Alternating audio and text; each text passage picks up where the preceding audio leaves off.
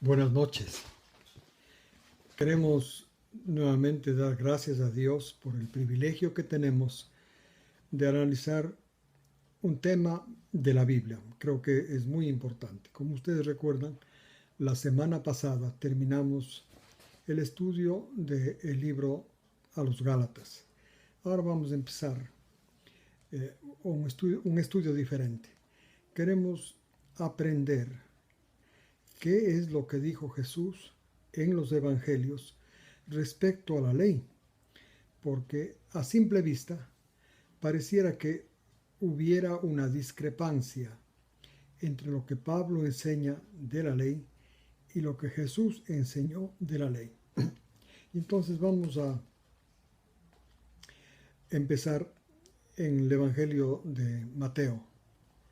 Vamos a empezar en el capítulo 5, pero antes de eso queremos hacerles notar que es muy importante saber a qué audiencia Jesús se dirigió, o también saber si es que sabía Jesús a qué audiencia se estaba dirigiendo.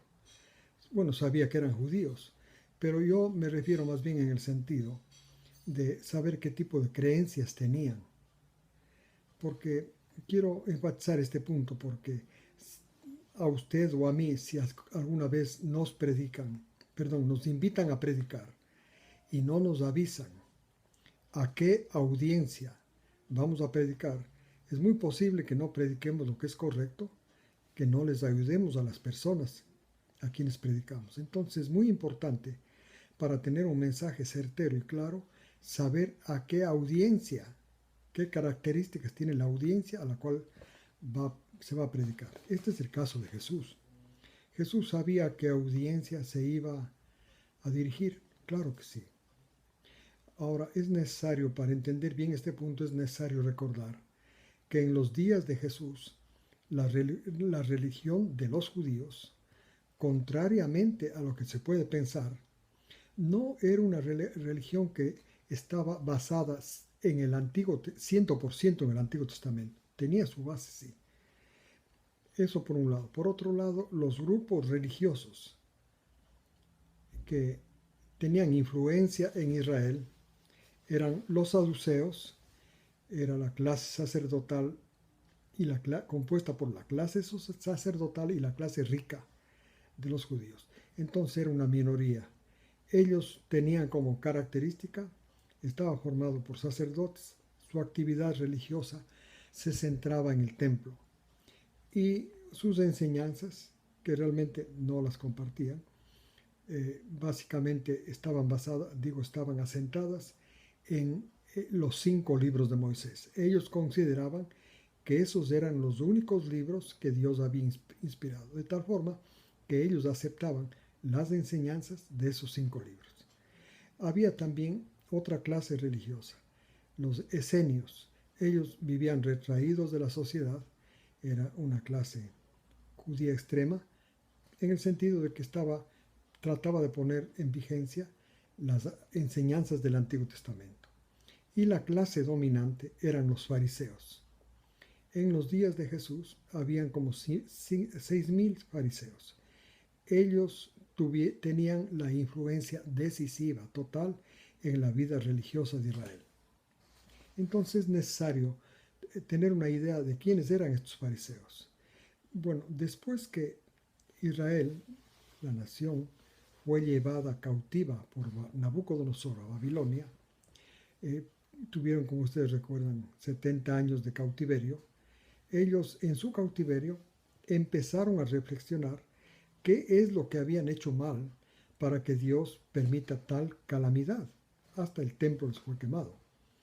Bien, entonces después de analizar y reflexionar por mucho tiempo, muchos años, llegaron a la conclusión de que la razón por la cual Dios les envió en cautiverio a Babilonia era porque no habían cumplido la ley y estaban en eso correcto. Entonces, después de analizar, recuerden que no había Biblias en ese tiempo, solamente habían escritos del Antiguo Testamento que estaban confinados a manos exclusivas de los sacerdotes y muy pocos dirigentes. Y entonces ellos después, la clase dirigente, esta clase pensante, digamos, que reflexionó, empezó a analizar la ley directamente en los escritos disponibles. Y efectivamente fueron viendo que Israel había roto la ley muchas veces, de muchísimas formas, y que Dios tenía razón en haberles enviado ese castigo tan grave, el cautiverio babilónico. Y entonces, a través de los años, iban haciendo estas reflexiones mediante discusiones que llegaban a acuerdos, a ciertos acuerdos, hasta que decidieron, más o menos unos 200 años, un poquito más, antes de Jesús, decidieron escribir lo que ellos creían que debía hacerse en la ley. Y arribaron a la conclusión de que para que nunca ocurra otro castigo tan grande como sufrieron en la invasión babilónica, en el cautiverio babilónico, que iban a poner defensas a los mandamientos. Para cada mandamiento una defensa o varias defensas, de tal forma que los judíos nunca rompan un mandamiento.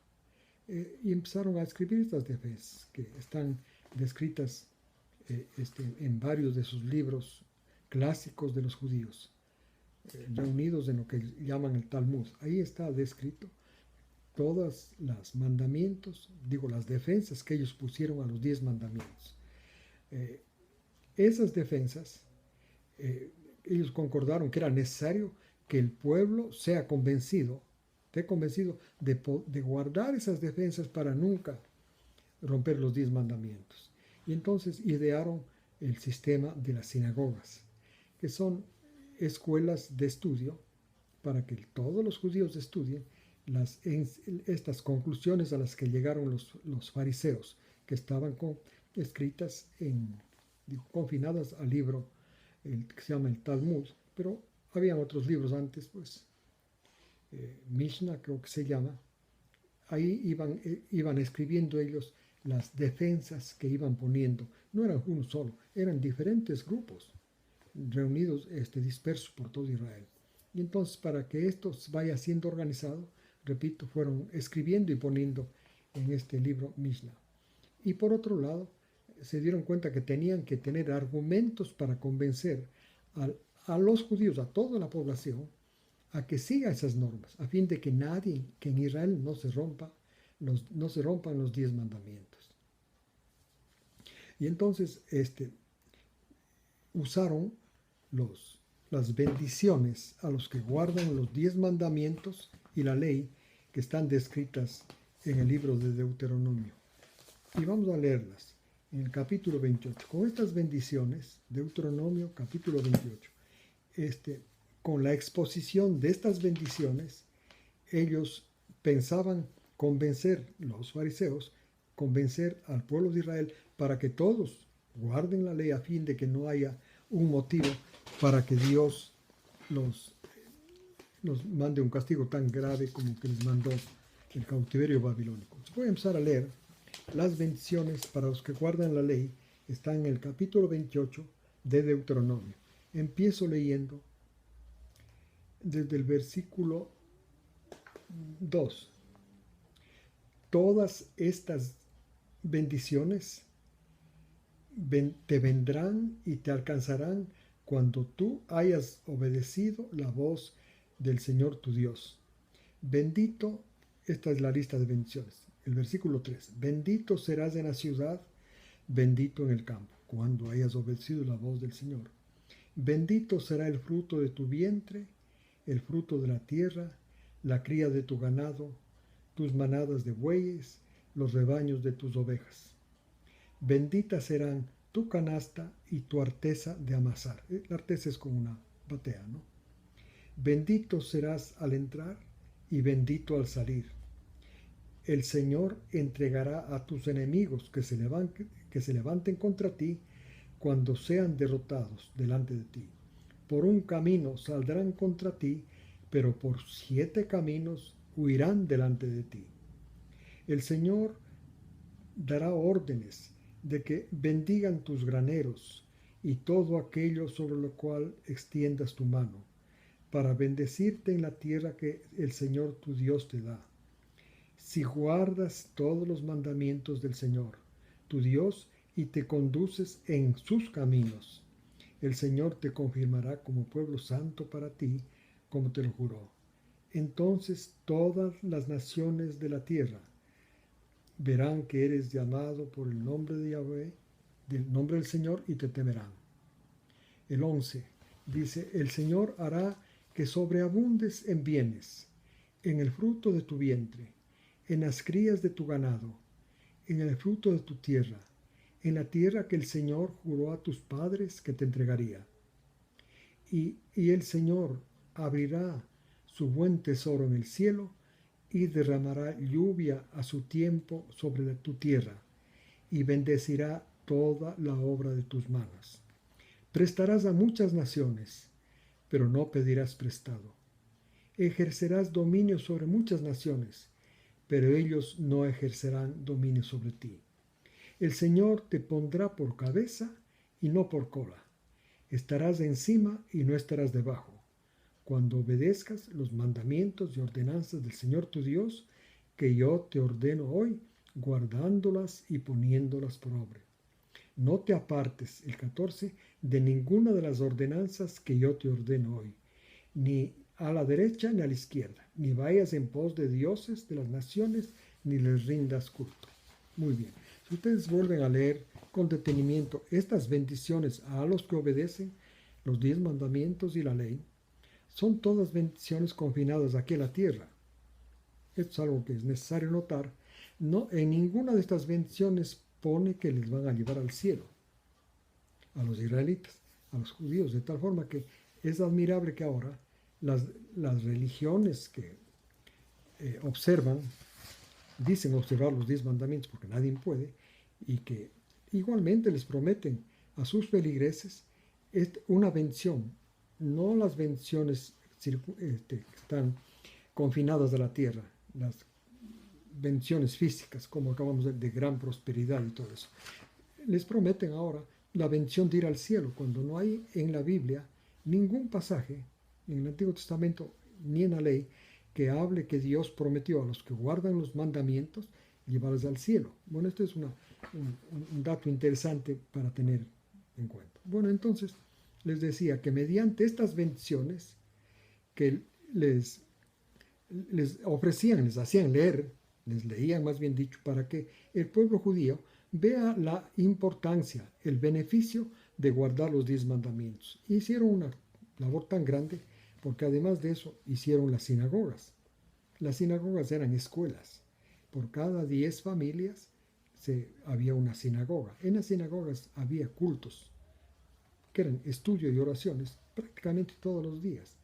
Por las sinagogas los judíos aprendieron a leer, de tal forma que las sinagogas fueron de una influencia muy grande en el pueblo de Israel de los días de Jesús.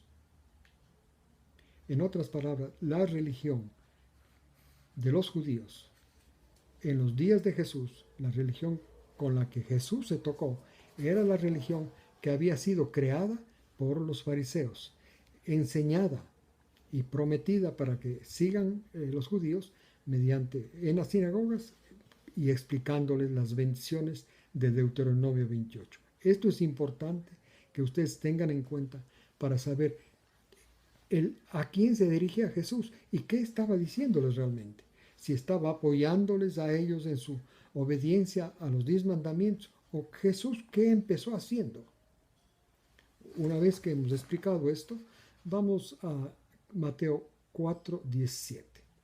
Desde entonces, Mateo 4:17, desde entonces Jesús empezó a predicar diciendo, arrepiéntanse porque se ha acercado el reino de los cielos. Muy bien, vamos a meditar un poquito. Esta es la primera predicación que hizo Jesús. Tan solo esto, arrepiéntanse porque el reino de los cielos se ha acercado. Esto es en Mateo 4:17. Esta era su predicación pública. Viajó predicando esto por varios lugares. Quería llamar la atención que él viene, parecido a Juan el Bautista, pidiendo el arrepentimiento. Ahora, el punto que es necesario considerar ahora es, cuando Jesús estaba hablando, cuando Jesús les predicó que se arrepientan, el concepto que tenía Jesús del arrepentimiento es el concepto que ahora tienen los creyentes, tienen los cristianos, arrepentirse de sus pecados. Si es que este era el concepto que Jesús tenía él del arrepentimiento y le estaba diciendo a los judíos que se arrepientan, realmente le estaba diciendo que todas estas defensas que habían hecho los fariseos y que ellos las practicaban los judíos con mucha fidelidad, no habían dado efecto porque son pecadores, tienen que arrepentirse. Cuando los judíos estaban pensando, no como nosotros, los cristianos rápidamente dicen, sí, yo soy pecador. Los judíos no. Los judíos estaban seguros que lo que les habían enseñado los fariseos era verdad y que ellos observaban porque era toda la nación observaba. Si ustedes leen los evangelios habrán encontrado que, por ejemplo, había un grupo de personas que les siguió a los discípulos para ver si es que Jesús les enseñaba a guardar la ley. ¿Cómo veían? A ver si es que guardaban estas defensas que habían puesto para la ley. Acuérdense cuando estaban atravesando un campo de creo que maíz o trigo, los discípulos iban agarrando las espigas para comerse. Era la hora del almuerzo, el lunch. Y entonces vinieron estas personas, fariseos, y les reclamaron. A Jesús les reclamaron, ¿por qué están rompiendo el sábado? Y así ustedes pueden leer en todos los evangelios. O sea, no era una cosa de un grupo reducido, como puede ser ahora, que una religión enseñe esto. No, era la nación la que cumplía. Porque la nación tenía mucho interés en recibir esas bendiciones que hemos leído. Y segundo, tenía mucho interés en que Dios, al ver que rompen la ley, les mande un castigo u otro cautiverio como fue el de Babilonia. Entonces les decía, Jesús tenía ese concepto que hay que arrepentirse de los pecados, le estaba diciendo que ellos han pecado y que se arrepientan. O sea que no estaban no estaban guardando los 10 mandamientos y repito, no estaban obedeciendo, siguiendo fielmente las protecciones que los fariseos habían inventado para que ningún judío rompa los 10 mandamientos. Ahora, si es que Jesús tenía un concepto diferente del arrepentimiento, el concepto que hay en el nuevo pacto es diferente. La palabra griega es metanoeo y quiere decir reflexión. Le estaba diciendo, reflexionen porque el reino de los cielos se ha acercado. Estaba diciéndoles Jesús entonces que oigan con atención su predicación, la presten atención y que reflexionen en ella, porque Jesús no les iba a enseñar las enseñanzas de los fariseos. Una vez que hemos entendido esa parte, vamos a Mateo 5. Vamos a leer versículos 13 al 12. En las versiones normalmente pone bienaventurados, en otras versiones, en unas pocas, pone felices, pero la traducción real es barak, es bendito, bendito, porque Jesús está cambiando, está proponiendo otras bendiciones que no son las bendiciones prometidas en Deuteronomio 28, que están aquí en los versículos 3 al 12. Y justamente estas bendiciones contradicen las razones por las cuales ser bendecidos a las que están puestas en Deuteronomio 28. Esas son bendiciones de tipo material, son beneficios materiales que van a recibir. Jesús aquí pone bendiciones no a los obedientes. Fíjese el 3. Dice, benditos los pobres de espíritu. Los fariseos y por supuesto los judíos obedientes de esas defensas de la ley no se creían pobres de espíritu. Al contrario, se creían que estaban haciendo perfectamente la voluntad de Dios. Y ustedes pueden leer a lo largo de los evangelios eso. Y luego les dice, ¿en qué consiste la bendición? Los pobres de espíritu, o sea, los que se sienten incapaces de llegar a Dios o de agradarles a Dios o ser aceptados por Dios, esos que sienten su incapacidad, tienen una bendición. Y la bendición es, de ellos es el reino de los cielos. Las bendiciones materiales, hay que distinguir, eran para los que podían, alguien hubiera obedecido los 10 mandamientos. Pero el reino de los cielos es solamente para los pobres de espíritu, esto es, para los que no han sido capaces de obedecer los 10 mandamientos. El versículo 4 dice, benditos los que sufren, porque serán consolados. Dos puntos importantes. Aquí no está bendito. Si ustedes leen las bendiciones de la ley, además de Deuteronomio 28, hay una bendición cuando se obedece la ley de Dios. Dios no le manda enfermedades a la persona.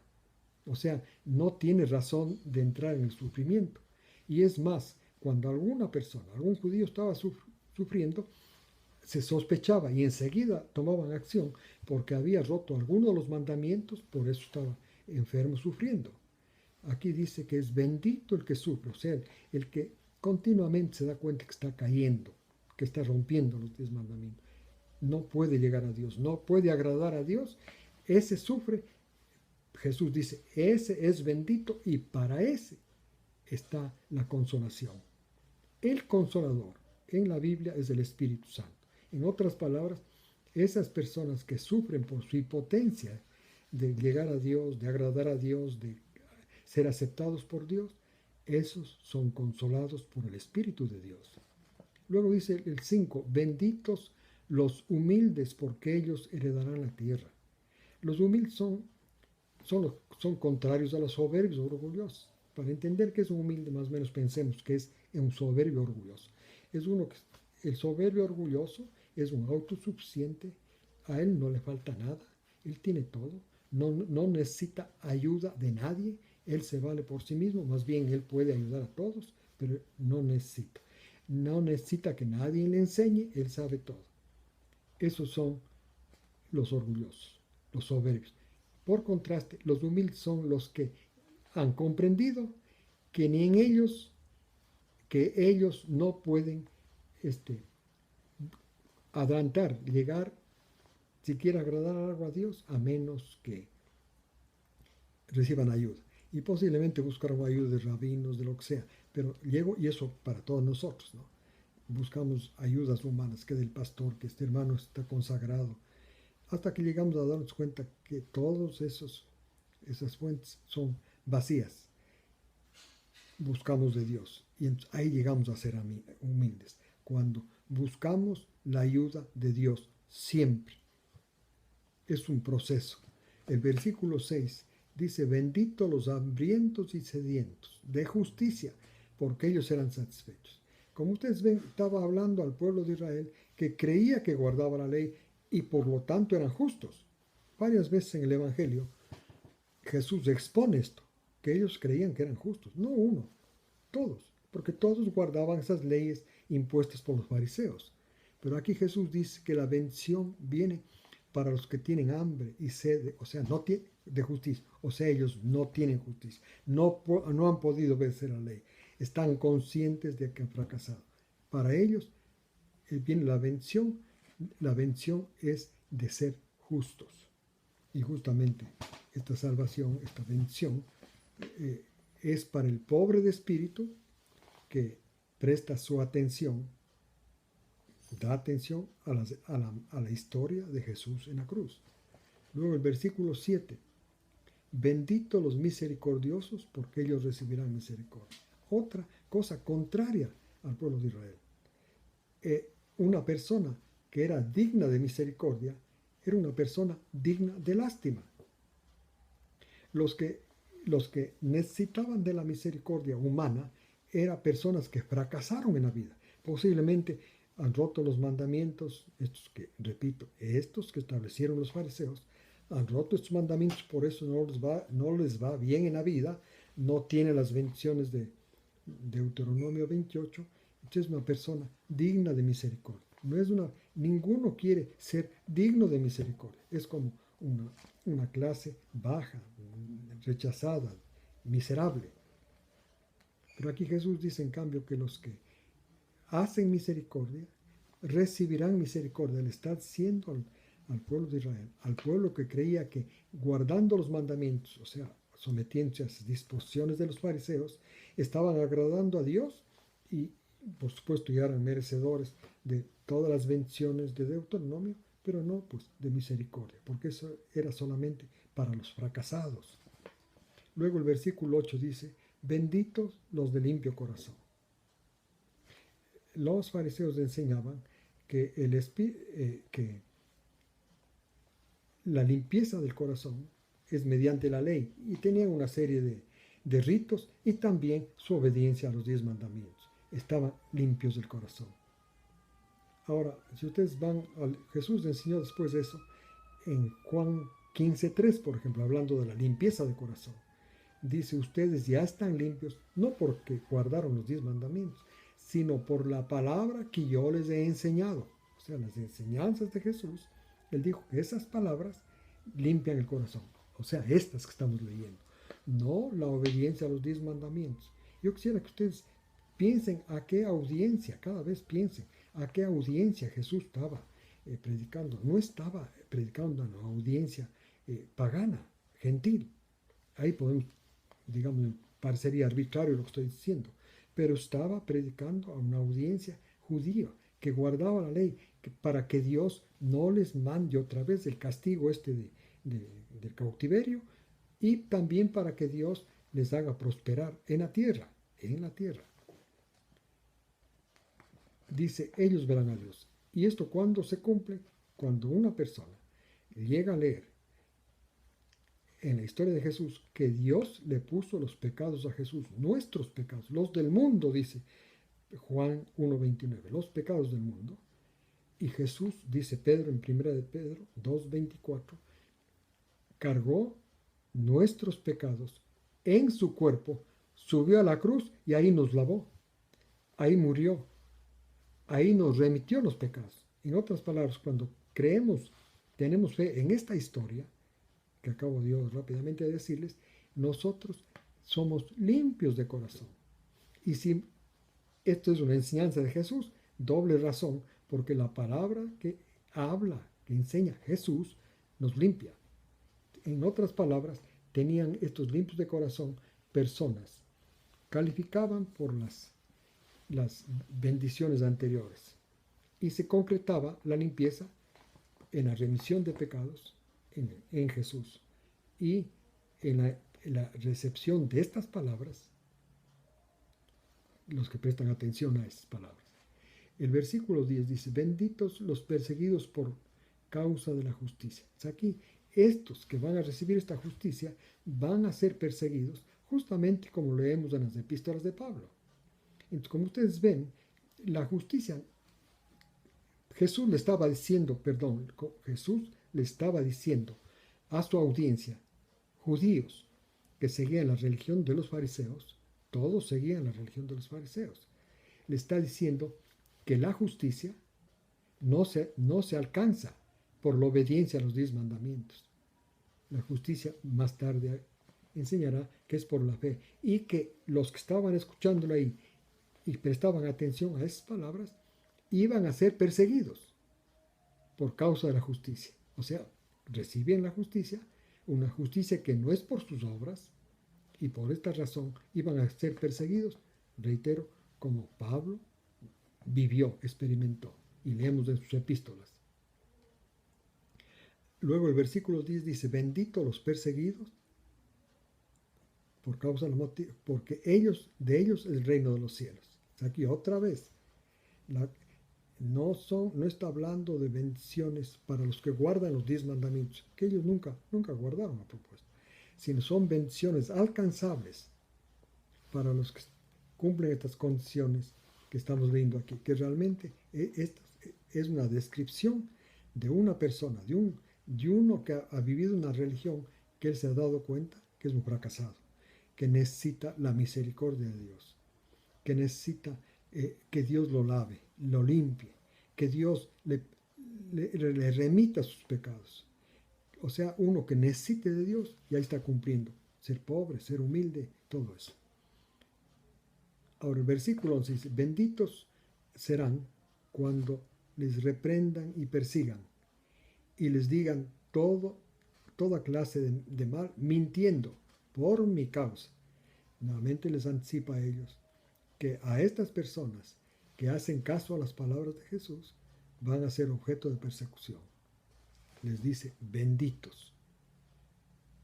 En el judaísmo que se practicaba en esos días, no, la bendición nunca se mezclaba con el sufrimiento y la angustia, como aquí en este caso. Dice, les van a reprender, les van a perseguir, van a decir todo tipo de calumnia. Ahí son benditos. El versículo 12, alégrense y regocíjense, porque la paga de ustedes en los cielos será mucha. Recuerden que también asimismo persiguieron a los profetas antes que ustedes. Entonces, estos no obtienen la salvación por ser perseguidos. No. La salvación es un acto gratuito. Yo quisiera que me presten atención a esto para terminar. La salvación es el volver a la relación con Dios como Adán tenía antes de pecar. Esto que viene simbolizado por la figura de la sombra. Dios el Padre, Cristo y la sombra, Adán, la sombra de Dios. No podía vivir separado de Dios. Entonces, cuando se vuelve a esa condición, gracias a los pecados, primero, Dios los remitió en Jesús. Y segundo, da el Espíritu Santo al que tiene la fe en el sacrificio de Jesús, especialmente en la historia de la cruz. Le da el Espíritu Santo. Ahí ya está salvado. Ya volvió a estar en comunión con Dios, con el Padre, el Hijo y el Espíritu, y forma una unidad. Y entonces, lo que Dios está diciendo no es la salvación, sino es un premio que van a recibir los que le presten atención a Jesús en estas palabras, además de que van a vivir, como leímos antes, ser saciados en que tienen justicia, ser limpios de corazón, y eso van a vivir ya. Pero en el cielo les va a dar un premio especial a los que cumplen estas condiciones. Bueno, vamos a dejar ahí porque está largo el estudio. La próxima semana continuaremos los versículos del 13 en adelante. Gracias por acompañarnos. Que Dios los bendiga esta semana a ustedes y a sus familias.